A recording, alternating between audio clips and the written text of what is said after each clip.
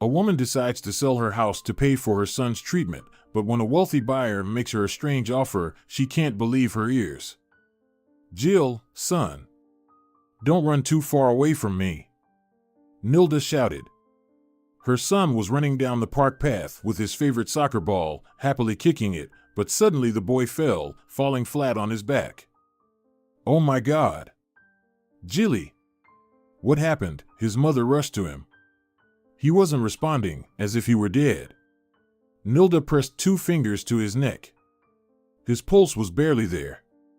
She quickly dialed the emergency number. Luckily, the doctors arrived very quickly, and they began helping him right there in the ambulance. Nilda sat in the hospital corridor. Her heart was gripped with fear for her only child, the child of her beloved husband, who had died when Jill was just 1 year old. Suddenly, the door opened, and a doctor appeared in the doorway. "Senora Duran?" he asked softly. "Yes." Nilda jumped up from her chair and approached the doctor. "Has anyone in your family suffered from cardiovascular problems? Perhaps a stroke?" "My husband died of a stroke a few years ago. He was 34 at the time." "I see. Your son has inherited the vascular problem. We need to act quickly. There's a treatment course available in the capital that could save him. Otherwise..." "I'm ready. When do we need to go?" "You could go right now," the doctor scratched his chin. "But it's the price. The treatment is expensive, very expensive." "I'll find the money." Tears streamed down Nilda's face. "I'll sell the house if I have to. We'll keep him on IVs for a while. You should hurry." "Yes, I understand. I'll call the realtor right now." Nilda ran down the hospital corridor, not even saying goodbye to the doctor. As she ran, she dialed the number of Rita Gomez, her friend and an excellent realtor. "Hi, Nilda," she greeted cheerfully. "Hi. Rita, I desperately need your help. Can you come to my place in half an hour?" "Yes, I can. I'm free today." "What happened?" "I'll explain later." Nilda hung up. Rita arrived even before Nilda did. "Sorry, I was waiting for a taxi," Nilda said, out of breath, as she unlocked the door of her small, tidy house with the red roof. "What happened, dear?" her friend asked, worried. "Where's Jilly?" "He's in the hospital, Rita. He's at risk of a stroke. They barely managed to prevent it. He inherited his father's vascular problems. I need to sell the house urgently. Do you understand? Help me. The treatment costs a fortune. I don't care, even if it's at a lower price, I just need to save my boy." "Wait, calm down," Rita said as they entered the house. "How much time do we have?" "A week at most. Sooner would be better. You know, I have a client. He lives in the capital but wants to move here. I think he has a daughter." "Well, contact him, praise my house and everything." Nilda was anxious. "Okay, take a sedative, honey, or you won't be able to think straight." "How can I think straight when my son is on the brink?" Nilda broke down in tears, "on the brink of life and death." "Yes, it's very hard, but try to pull yourself together, or it will be difficult to make the deal. Go to the kitchen and take a sedative while I call Senor Esteban." "All right, put all your charm and soul into that call," Nilda mumbled as she headed to the kitchen. She took 2 pills at once, but still felt her whole body shaking as if she were in a centrifuge. Nilda sat at the table and rested her head on her arms. Her mind was both empty and full of thoughts at the same time. "Almighty God, help me, I beg you. I'm ready to do anything, just save my sweet boy. You took my Jose, my beloved husband, don't take my son too. Please, don't take him." Nilda felt like she couldn't breathe, like her heart was about to stop, and she would be engulfed by eternal darkness. "Good news, my friend," Rita said as she entered the kitchen. "Victor Esteban is willing to come tomorrow and look at the house. It's good we don't live too far from the capital." "Yes, and we're near the sea," Nilda added, visibly cheered. Nilda saw her friend off and decided to tidy up the house, but it went terribly. She paced from corner to corner, dropping everything, and instead of bringing order, the poor young mother created even more chaos. Giving up on preparing the house for the viewing, Nilda stepped onto the porch and silently began praying again for her son's recovery. Jill had just turned 6. He was such a sweet boy and reminded Nilda so much of his father. She had met Jose when she was only 18. He was 12 years older than her. Her friends wondered why she wanted such an old man. At 18, a 32-year-old seemed like an ancient grandfather. But Nilda didn't care what anyone thought. She had met the man of her dreams. They were so happy together that they forgot about everything else. The young couple married and moved to another town to escape everyone and live their own life. Shortly after the wedding, Nilda became pregnant. Jose was overjoyed and began building a cozy home for the family. He was willing to work day and night to ensure that his wife and future child lacked nothing and were happy. Jill turned 1. They threw a party for him with an entertainer and delicious, healthy treats. Jose was so cheerful and promised Jill a little sister. But the next morning, he felt unwell. Nilda called the ambulance, but they didn't even make it to the hospital. A stroke took the life of 34-year-old Jose Duran, a wonderful husband and father. Nilda felt as if half her heart had been torn away. She lived only for her son. And now her boy was facing the same fate as Jose. No. She wouldn't allow it. She would do everything possible and even the impossible. Her Jilly would live and happily kick his old soccer ball. He would laugh and draw funny faces on the wallpaper, and Nilda wouldn't scold him for those little mischiefs. Nilda understood that they might not have a place to live, that they might have to rent some shabby apartment on the outskirts of town for the rest of their lives, but that didn't matter as long as Jilly lived. Without him, Nilda had no reason to live. She hadn't noticed how darkness had already fallen around her. How long had she been sitting there? Only God knew. The young woman got up and went inside. She needed to sleep a little. Tomorrow was an important day, the most important day of her life. If Senor Esteban agreed to buy their house, they could start the treatment quickly, and her son would have every chance to survive and, moreover, become a healthy boy. Nilda was walking along the seashore, inhaling the fresh breeze. The warm sand caressed her bare feet, bringing a sense of happiness.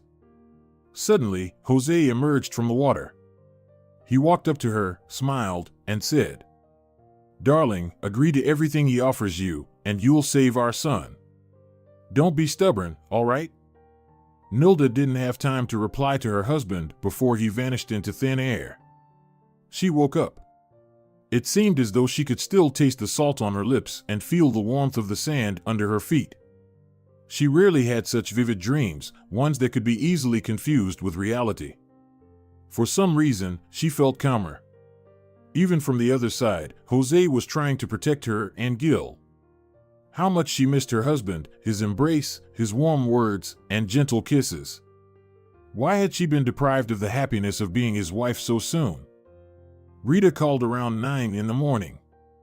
"Nilda, darling, how are you?" "I'm fine. I even slept. I dreamt of Jose today. I think it's a good sign." "Of course, it's a good sign. I'm meeting with Victor Esteban at 11:30. We'll be at your place around noon. Are you sure you've thought through selling the house?" "What kind of question is that?" "Well, where will you and Gil live?" "You'll find us some little place. You're a pro at that. I don't care where I live as long as my son recovers and is happy. I'll work day and night if I have to. Maybe we can save up for a home eventually. Right now, that's not important." Victor Esteban turned out to be a very pleasant man, about 35 years old. Nilda immediately understood that this man had money, enough to buy a luxurious house. Why would he want her modest little home? "I like the house," he said. "I think Perlita will like it here too. She has heart problems."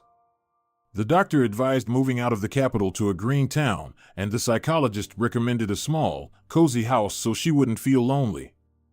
I need to sell the house quickly, Nilda began. Can we complete the deal as soon as possible? Are you leaving the city? Victor asked, surprised. No, it's my son. I urgently need a large sum of money to pay for expensive treatment in the capital. The buyer looked at Nilda with genuine interest.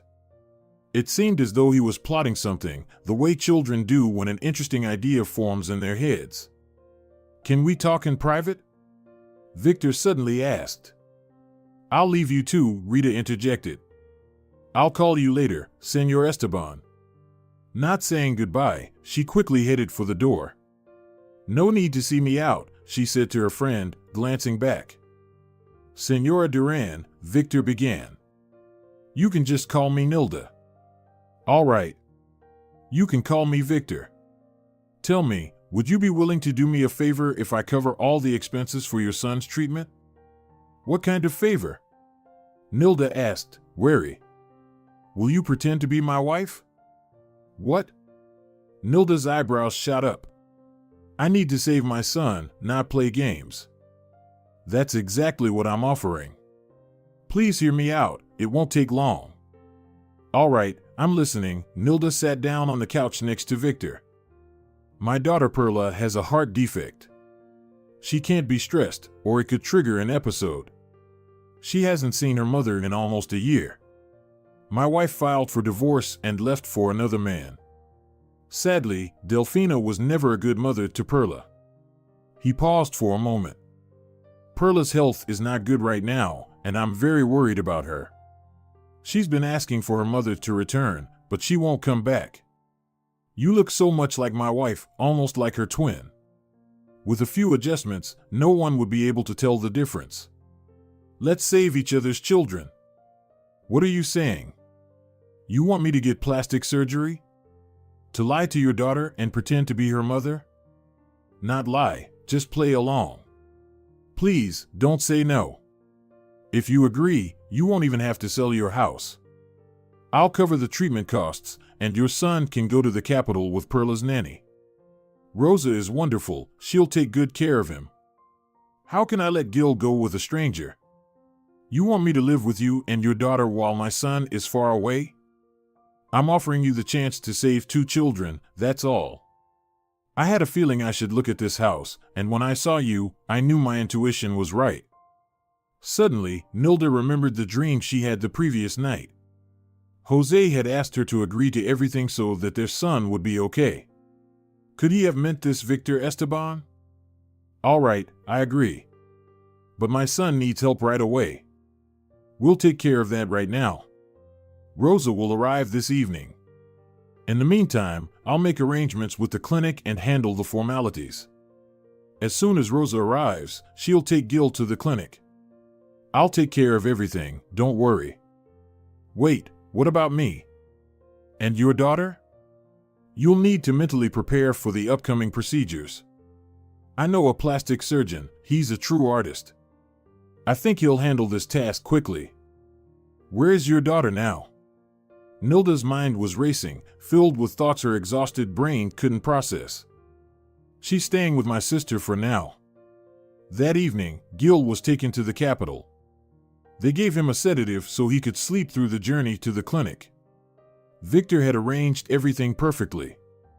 The doctors were already waiting for Gil, and everything was ready for the little patient, the necessary medications, equipment, and a room.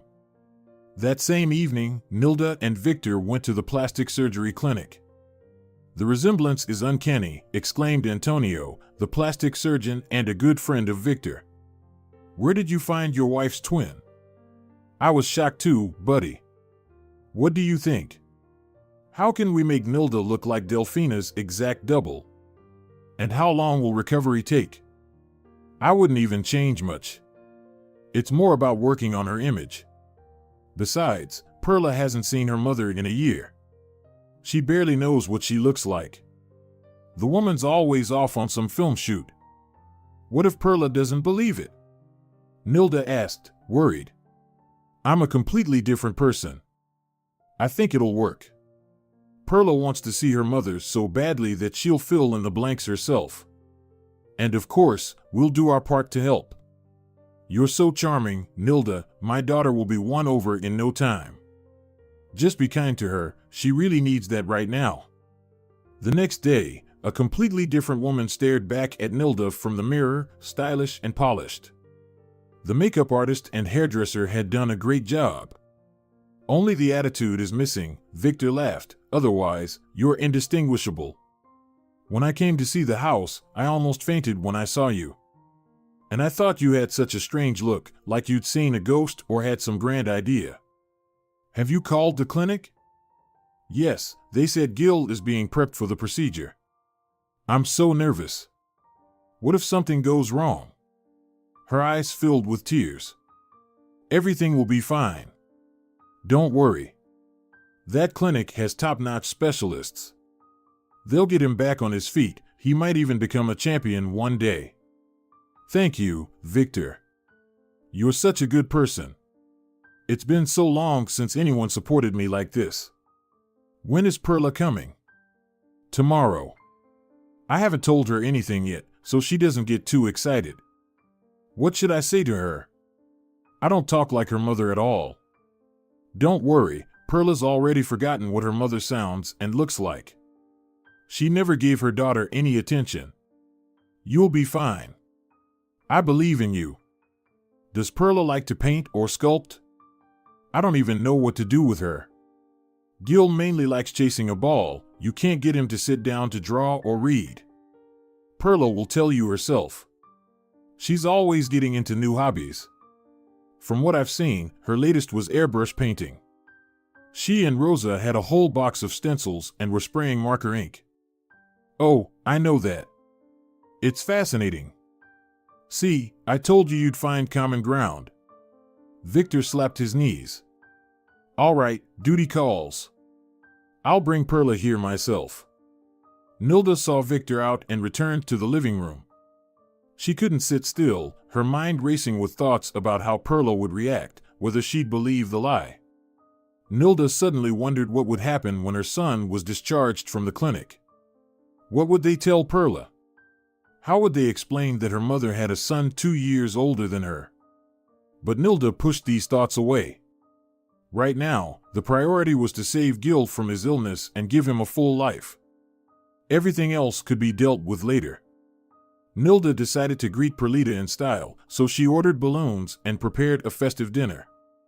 She felt like a traitor. Her son was currently on N4, and here she was welcoming another child, planning to say she was her mother. But Nilda pushed away those intrusive thoughts, knowing she was doing all this for her son. She was willing to pretend to be anything, even a circus monkey, if it meant saving her boy, her joy, and happiness, without whom she couldn't imagine her life. Nilda stepped outside to decorate the porch railing with a garland of paper flowers. She had almost finished when Victor Esteban's expensive Jeep pulled up to the house. He stepped out first, waving at Nilda, and then helped a small, thin girl with hair like Chinese noodles, tightly curled, get out of the car. Nilda had never seen hair like that before. Here she is, little one, said Victor, walking up to Nilda with his daughter. I've brought you to your mother. The girl looked up and stared at Nilda. Nilda didn't know what to say and simply smiled. Suddenly, Perlita rushed forward and wrapped her little arms around Nilda's waist. Mom, was all she could say, burying her face in Nilda's stomach. Nilda stroked the girl's curly hair, the color of ripe wheat, and realized that she wanted to help not only her son but also this little girl abandoned by her own mother, especially with her heart condition. Nilda picked the child up and looked into her eyes. We'll be together now? Perlita asked, her innocent eyes wide with trust. Yes, Nilda nodded, unable to hold back her tears. She could never hold back tears. She cried over everything, whether she was happy or sad. She felt that if she lost the ability to cry, she would die instantly. I'll leave you two for about 3 hours? Victor touched Nilda's shoulder. Yes, of course. We'll manage, she replied. For some reason, his touch made her feel good, a feeling she hadn't had in a long time since her husband had passed away. This is delicious, Perlita said, her cheeks full as she ate the meat and vegetables. Your cook is really good. I don't have a cook, honey. I made it myself. You? But Grandma says you can't cook at all, that you only care about manicures. The girl wiggled her fingers. Well, I've learned. I decided it was time to spoil my little girl with treats, besides just manicures. So, I learned. Why did you leave? Why did you abandon me and Dad? Don't you love us? No, sweetheart, I love you very much. It just had to be that way. Nilda wasn't ready for this conversation and was improvising on the spot. Will you show me your drawings? Nilda asked, trying to change the subject. Are you really interested? Of course, Perlita, the pseudo-mother smiled. And can we play with that thing? I forgot what it's called, the one that squeezes paint out of markers. The airbrush? Nilda clarified, looking warmly at the girl. Yes. That's it. I can never say that word. Perlita burst out laughing. Nanny Rosa tried to teach me, but I never learned. And now she's on vacation, can you believe it? Yes, Nanny Rosa needs a rest. And we'll live together for a while, okay? For a while? The girl's face changed, and she looked ready to cry. Well, I mean, without the nanny, Nilda quickly said to calm the child. Oh, right, we'll live without Rosita for now, Perlita smiled again. She climbed onto Nilda's lap, and they sat like that for about 20 minutes until Nilda realized the little girl had fallen asleep. She carried her to Jill's room and laid her on the bed she had made that morning. Nilda covered her with a blanket and looked at her. Poor child, she doesn't even know what a mother's love is. It was very easy for Nilda to be with Perlita. They played with toys and drew. The girl loved how Nilda read to her, especially when she mimicked the voices of different characters. Perlita laughed until her stomach hurt. Victor often visited Nilda's house too. Sometimes it seemed to him that he had a real family again, though he had never truly had one. Delfina wasn't interested in domestic life, the house, or the child. And as he soon realized, she only wanted his money. His daughter looked so happy. Victor had never seen her like this. She was eating better, her ribs no longer stuck out as if they were about to tear through her thin skin, and her cheeks had a healthy blush. One evening, after Perlita had fallen asleep, Nilda, who was now living a double life as both Nilda and Delfina, decided to talk to Victor. They were sitting in the kitchen, drinking tea and eating cookies that Nilda and Perlita had baked that morning. Victor, what will happen next? Nilda asked. What do you mean? Victor responded with a question, taking a sip of tea. Well, what will we tell the children when Jill is released from the clinic? I've been told he's already walking and eating on his own. In 2 weeks, my boy should be coming home. Don't worry about that, Nilda, don't worry. I think they'll become friends, him and my Perlita. We'll say he's your son. I'm just afraid the truth will come out. Perlita can't be upset. You're such a good person, Nilda. My wife never cared for the child the way you do. And Perlita is a complete stranger to you. Well, she's not that much of a stranger to me, Vic. We've become such good friends. We have so much fun together. Do you know she's asking me to teach her how to cut hair? Some of my clients come to me. You're a hairdresser? Victor asked in surprise. With everything going on, I never even asked what you do for work. Honestly, I thought you were a housewife. No, that's how Jill and I live. Before my husband passed, I took several courses. I got good reviews and gradually built up a client base. I'm always learning something new.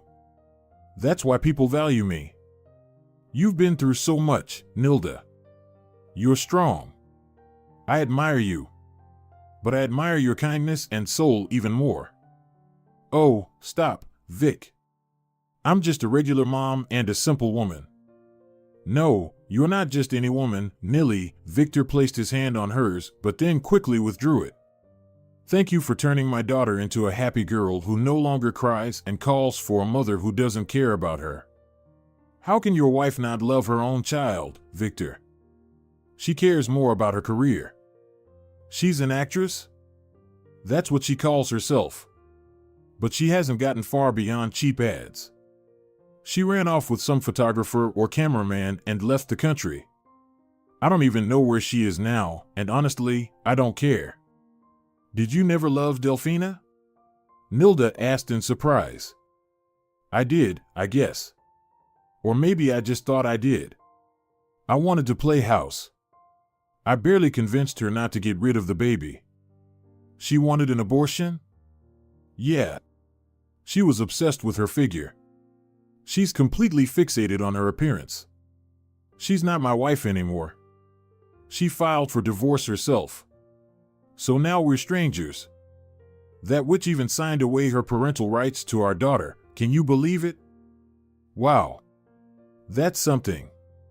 I just feel sorry for her. How can she not love such an adorable daughter? And her husband, too. They were silent for a moment. I'm so glad I agreed to see your house, Nilly, Victor finally said. I'm willing to support you forever if you agree to keep playing the role of mother to Perlita. In a few years, your daughter will grow up, and she won't need me. A mother is always needed, Victor sighed. I don't mind, Nilda said softly. But life goes on.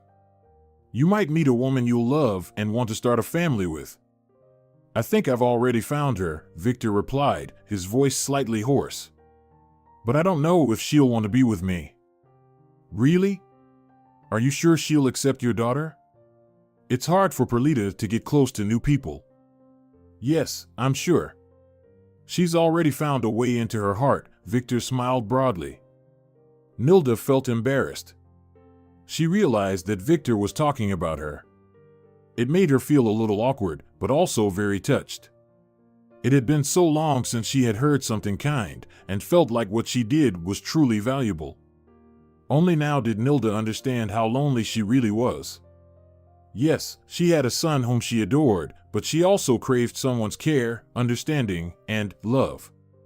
Yes, she deeply missed love. And now, with Victor Esteban in her life, the lack of it felt even more acute, painfully so, to the point of dizziness. Nilda knew they hadn't met to build a happy family or to love each other, but rather to save their children. And they would do it, no matter the cost. More tea? Nilda asked softly. Yes, please. Your tea is so delicious, Victor smiled. I just add a pinch of dried mint. My friend can't stand mint. I always make her a separate pot of tea. But I love it. Nilda looked so lovely in the soft light of the dim lamp that Victor felt a tickle in his throat. He suddenly wanted to hug this delicate young woman and hold her close. Is something wrong? She asked, raising her eyes to him. You're looking at me like that. It's just that you're so beautiful, you seem to radiate some kind of otherworldly light, Victor replied, without averting his gaze. No one has ever said that to me, not even my husband, Jose. Though I know he loved me. Perhaps you hadn't yet blossomed as much back then as you have now, Victor smiled. You're still so young, but you've already been through so much. Thank you, Vic. You know, I've always thought that people with money become cold and arrogant, but you're not like that. You understand the value of love and life. Sorry, I might start crying again, Nilda said, wiping her damp eyes with the back of her hand. I'm such a crybaby. Always crying. That's a good thing. My grandma used to say that crying is healthy. It cleanses the body of toxins. And my grandmother, may she rest in peace, was a very wise woman. Should I make up the bed for you in the living room? Nilda asked as she got up from her chair. Yes, of course. I'll stay here for a bit longer. You go ahead to bed, I'll manage. All right, Nilda slipped out of the kitchen. Victor sat at the table. After the conversation with Nilda, he was left with a pleasant feeling in his soul, like the aftertaste of an expensive, well-aged wine. Why hadn't they met earlier? Why had Delphina, the flirt, crossed his path? She had batted her green eyes at his friend's party, and Victor was smitten, falling in love at first sight. It seemed like it was love for life. But it turned out to be just an illusion. Delphina wanted money and her worthless job, which, by the way, barely brought in anything. Victor had been ready to provide for his wife and children. He dreamed of having 3, but Delphina refused to stay home. She needed constant new impressions, trips, photo shoots, people, journalists. And then she got involved with some guy from that crowd and told Victor they were better off apart. She even gave up on their daughter. You always said I was a terrible mother, and your mom always harped on that too. So I'm leaving. I won't interfere with your family idol, his wife had said in parting, and disappeared from his and their little daughter's lives. Perlita had cried so much that they had to take her away in an ambulance. Victor hadn't been able to bring himself to tell the truth and lied that her mom had to leave for work for a long time. The girl waited for her mother's return. Even though her mother hadn't shown her much love, she still waited, dreaming of hugging her and never letting her go again. It pained Victor to see his daughter like that. He wanted so much to see her happy, healthy, and cheerful that a wild thought crossed his mind, to find her a new mom, or rather someone who would agree to play that long-term role. And he found her. A delicate woman with dark hair and deep blue eyes. They had to order green lenses to resemble Delphina. Worked a miracle. His little girl blossomed before his eyes.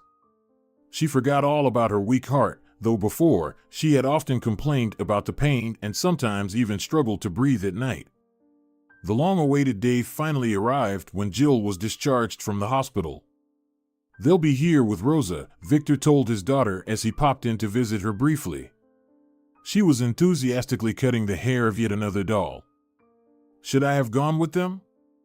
Nilda asked, concerned. Everything's fine.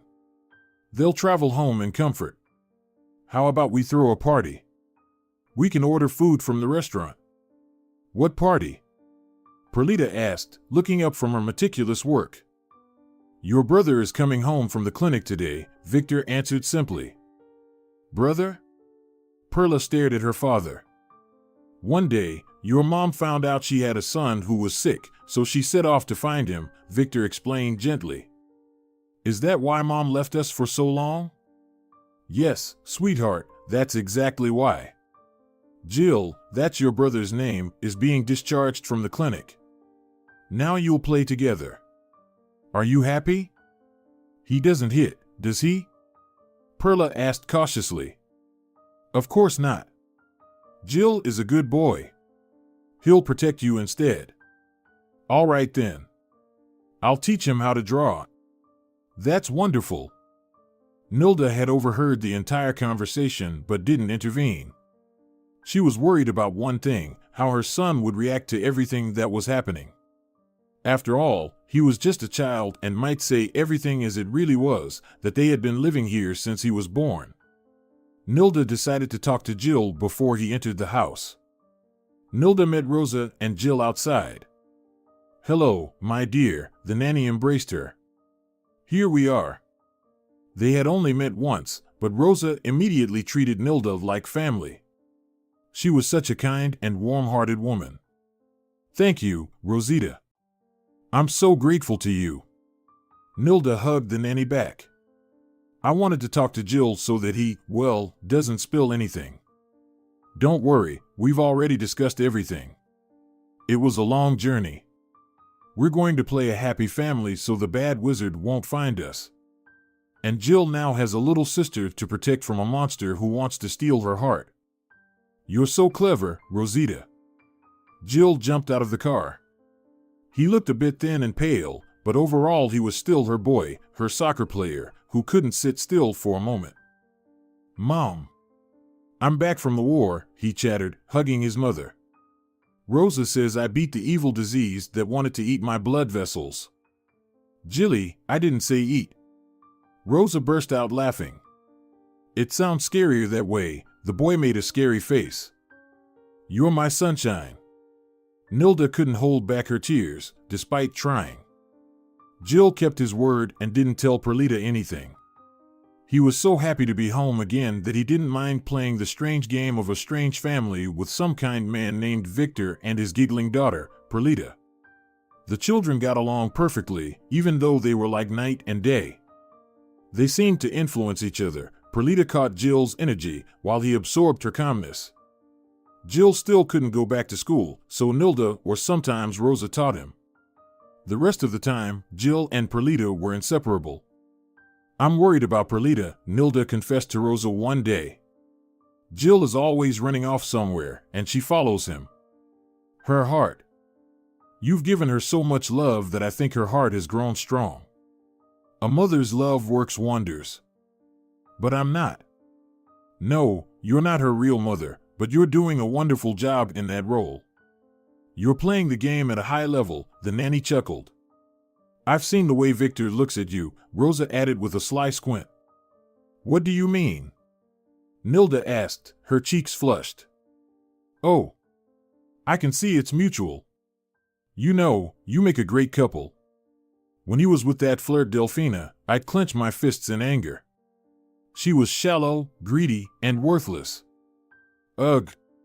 No words. But you're an angel in the flesh.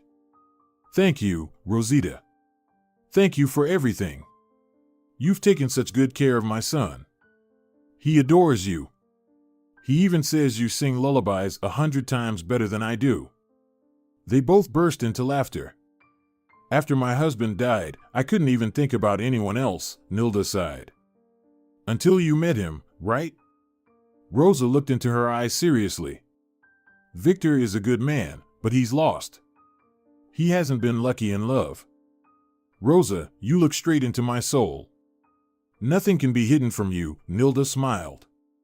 "I do like Vic. It's just so peaceful, secure, and sometimes even fun with him. He's a great father, takes such good care of his daughter, and he's been worried about Jill. And now look at him, he's out there playing soccer with him." Nilda glanced out the window, where Jill, Perlita, and Victor were kicking a brand new ball around the lawn, laughing happily. About a week after Rosa and Jilly returned, Victor decided to take the kids to the amusement park, making time specifically for this. They had planned to go together, but that same day, new beds for the children were supposed to arrive, and someone had to be there to accept the delivery. "Nilly, maybe you can stay home, and I'll take Rosa?" Victor suggested. "I'm all for it. I've had a headache since this morning anyway. Go ahead, and be careful.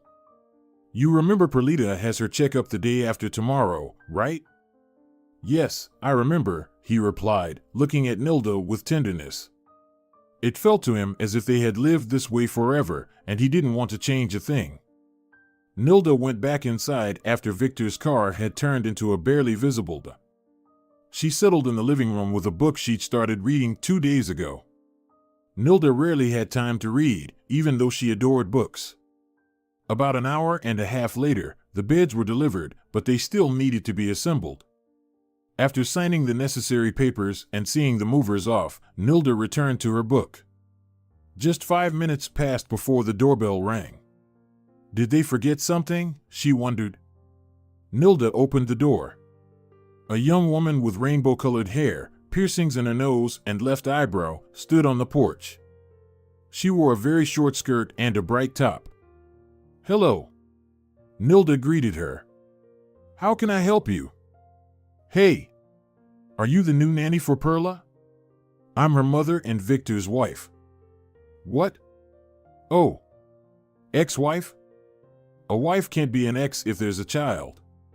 The child always connects the spouses." "That doesn't seem to apply to you," Nilda smirked. "What do you want?" "I want to be with Vic and my daughter. I've realized I can't live without them. I'm ready to give up my career. Listen, you should leave. Perla has just started feeling happy. So you're trying to take my place, huh? Get cozy with my husband's money? Don't judge me by your own standards, please. Think of the little girl and leave. She doesn't need to know that you came.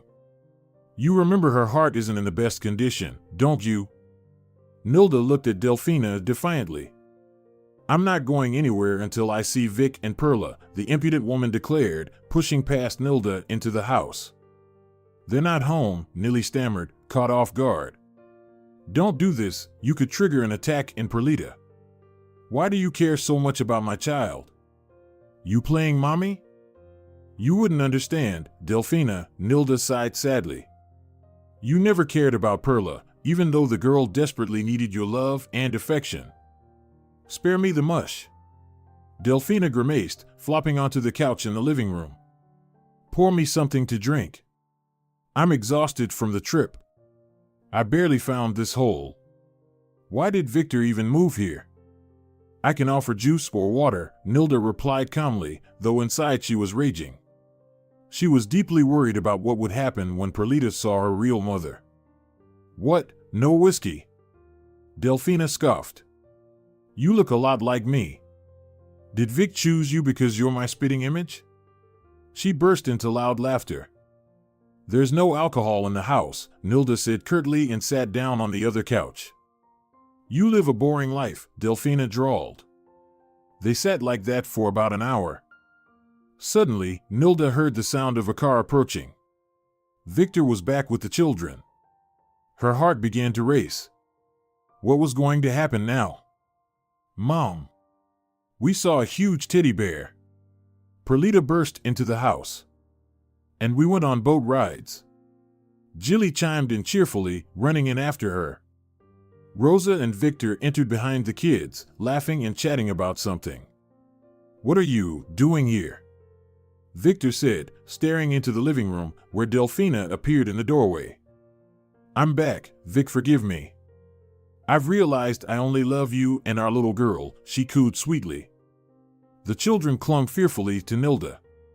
Rosa silently went into the kitchen to put away the groceries they had bought on the way home. Let's talk privately, Victor said firmly. No, let your new fling know that your wife is back, and there's no future for her. We're divorced. Please, not in front of the kids, Victor tried to calm his ex-wife. Perla, sweetheart, come to me, she called to Perlita. The little girl pressed closer to Nilda and didn't move. Go away, Perlita suddenly said. You're not my mom. She's my mom. She pointed at Nilda. That's not true, honey. Daddy was joking. I'm your mom. I just had a lot of work, which is why I couldn't visit, but now I'll always be with you. I know Nilda isn't my real mom, Perlita blurted out. But she's better than you. I love her. The girl started gasping for breath. Nilda quickly scooped her up and took her outside for fresh air. Jilly ran after them. Perlita, my sweet girl, don't worry, she said softly. You won't give me to her, will you? Perlita asked tearfully. No, of course not, my darling. Jilly and I won't give you up. Right, son, she looked kindly at her son. Yeah. No way we're giving you to that painted lady, the boy nodded and hugged his mother tightly. Perlita's breathing slowly returned to normal. They went behind the house and all three sat on the large swing. The day was warm, and they enjoyed gently swaying and listening to the birds chirping. After a while, Rosa came to get them. Lunch is ready, my dears, she said. The intruder is gone. The man will be here soon to assemble the beds. Our beds? Jilly got excited. Rosa nodded. That evening, after the children fell asleep in their brand new beds and Rosa retired to the guest room, Victor and Nilda were alone. They were drinking mint tea again, a favorite of theirs. Nilly, marry me, Victor said simply. I'll do my best to be a good husband to you and a father to Jilly. Vic. Nilda struggled to find the right words. She remembered the dream where Jose had told her to agree to everything. A smile touched her lips. Do you agree? Victor took her hand. Yes, Nilda whispered and looked into his eyes. In those eyes, there was an entire world, a magical world where it was so easy to lose her head, and that's exactly what she did. It's so fortunate I resemble your ex-wife, Nilda smiled. It's not you who looks like her. She's your sad imitation, and only in appearance, he said, and gave her a gentle kiss. Happiness, along with the mint tea, filled them to the brim. In that moment, they were the only two people in the world, and nothing, absolutely nothing, could disrupt that happiness. Dear viewers, if you enjoyed the story, please support the video by liking it and leaving a comment. Thank you very much.